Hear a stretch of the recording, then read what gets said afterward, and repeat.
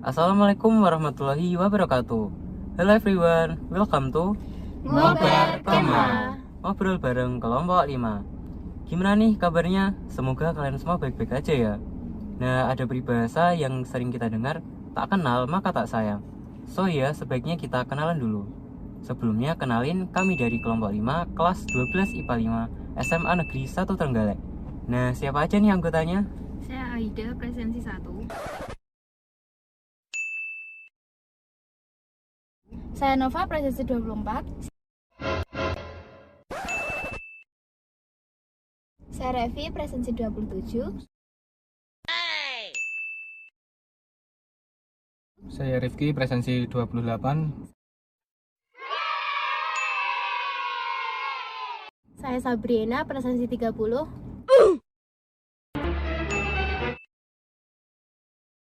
Dan saya Tiasa Diprayogi, presensi 35.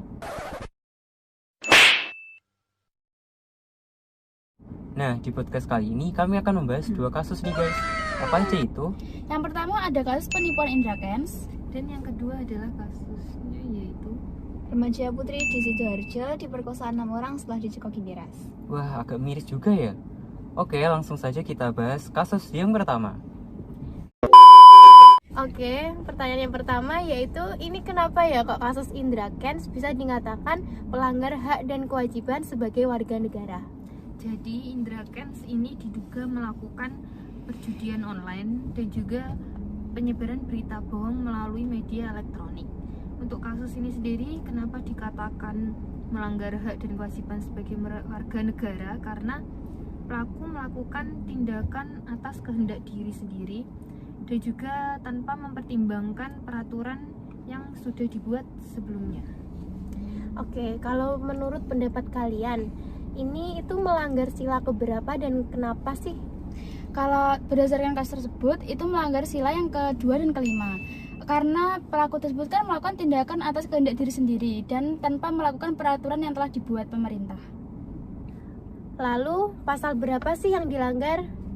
Pasal yang dilanggar oleh Indra Kents yakni pasal 27 ayat 2 tentang perjudian online, kemudian pasal 28 ayat 1 tentang berita bohong, dan pasal 378 tentang penipuan, serta pasal 3, pasal 5, dan pasal 10 tentang pencucian uang baik yang di Indonesia maupun yang di luar negeri.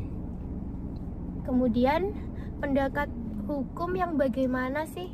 Yang baik, yang sesuai menurut kalian? Menurut pasalnya, dipidana paling lama 6 tahun dan atau denda sebesar 1 miliar rupiah.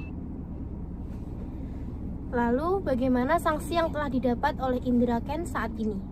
Indra Kents divonis 10 tahun penjara dan denda 5 miliar rupiah. Baik, kalau menurut kalian, pendapat pribadi yang bagaimana untuk kasus ini? Kalau menurut saya pribadi, kasus ini memang merugikan banyak orang, tetapi untuk sanksi yang didapat sudah setimpal. Kalau menurut saya, hukuman tersebut kurang setimpal karena kepercayaan adalah sesuatu yang mahal dan yang ditipu bukan hanya seorang melainkan banyak orang. Kalau menurut aku pribadi sih, hukuman tersebut terlalu berlebihan dan tidak sesuai dengan pasal yang ada. Oke, kemudian cara pencegahan yang bagaimana yang seharusnya dilakukan agar kasus tersebut tidak terulang kembali? Nah, cara pencegahan yang harus dilakukan yakni yang pertama, kita harus mencari tahu informasi mengenai perusahaan, karyawan, dan produknya sebelum berinvestasi di perusahaan multilevel. Kemudian meminta salinan tertulis rencana pemasaran dan penjualan dari perusahaan. Serta selalu ingat, jika semakin besar keuntungan yang ditawarkan, maka semakin besar pula resiko kerugian yang akan dialami. Nah, kami ada quotes nih guys untuk kasus ini. Jika tidak ingin dirugikan, maka jangan merugikan orang lain. Wah, quotes ini sangat relate ya dengan kasus yang sekarang kita bahas. Oke guys, see you di part 2 ya. Bye-bye.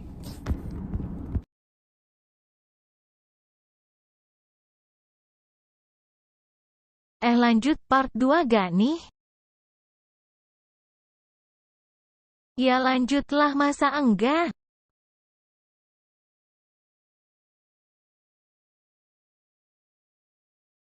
A few moments later.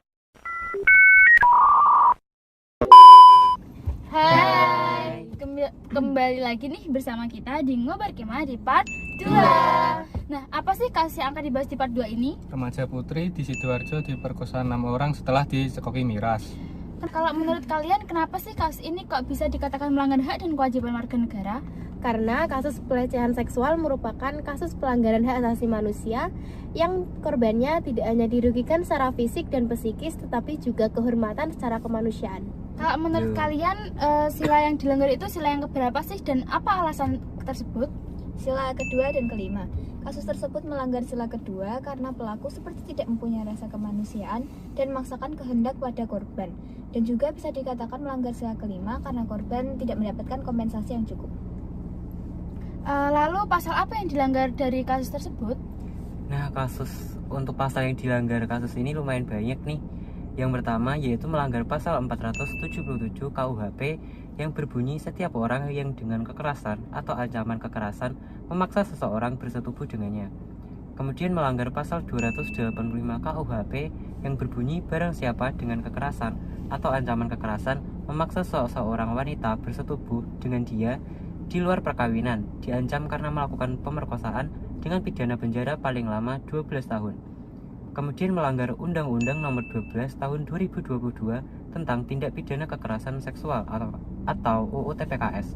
Kemudian melanggar pasal 28I ayat 4 UUD 1945 yang berbunyi perlindungan, pemajuan, penegakan, dan pemenuhan hak asasi manusia adalah tanggung jawab negara, terutama pemerintah. Kalau menurut kalian, pendapat hukum yang sesuai itu bagaimana sih? Dipidana hingga 12 tahun penjara dan denda paling banyak 300 juta sesuai pasal 6 UU TPKS. Lalu sanksi yang didapat oleh pelaku itu apa aja sih? Pelaku mendapatkan sanksi pasal 285 KUHP tentang pemerkosaan dengan ancaman hukuman 12 tahun penjara. Kalau menurut kalian pribadi, gimana sih pendapat kalian tentang kasus yang kita bahas sekarang ini?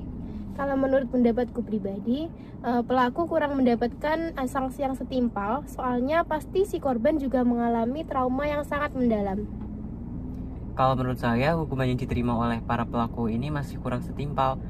Kalau hanya mendapat vonis 12 tahun penjara, mengingat korban menerima pemerkosaan dari 6 pelaku secara beramai-ramai. Pastinya hal ini menimbulkan trauma berat bagi si korban.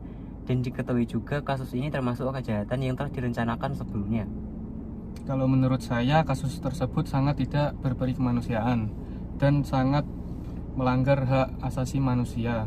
Bagaimana tidak, seorang wanita dicekoki miras lalu diperkosa dengan banyak orang atau rame-rame. Hal itu membuat saya sangat geram. Lalu bagaimana sih agar kasus ini tuh tidak terjadi dan tidak terulang kembali? Pada kasus ini kita dapat melakukan pencegahan dengan cara melakukan penyuluhan kepada anak-anak remaja akan bahayanya pergaulan bebas supaya mereka tidak mudah mempercayai orang yang baru dikenal dan terjadi hal-hal yang tidak diinginkan.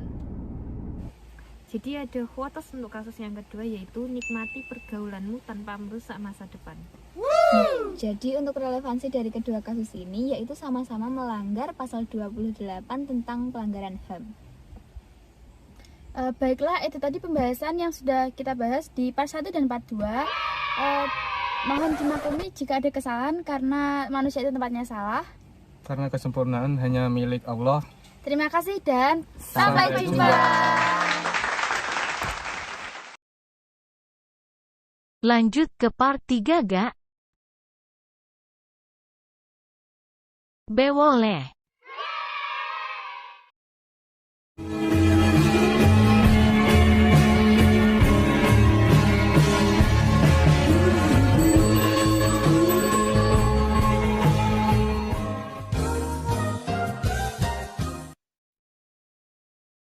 Terima kasih.